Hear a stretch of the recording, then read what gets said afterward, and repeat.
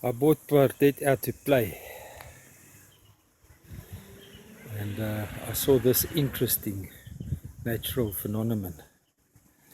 Now, this is the best way I can ever describe South African politics. From Zuma to Gordon, including the Guptas. And we, the voter, the taxpayer, we, the original,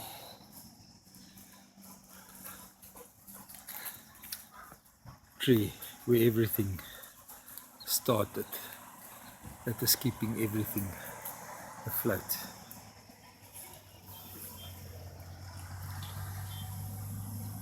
But scrupulous businessmen in politics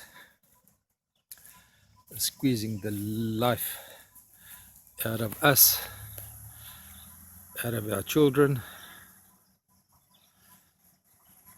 and their heritage. If it was still for the betterment of humanity and fighting poverty, it would have all made sense. But this is because of greed.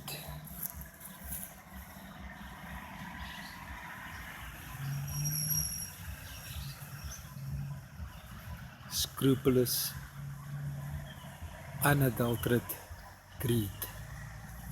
That is all that it is about. Sucking the life out of Africa, out of South Africa, out of the economy.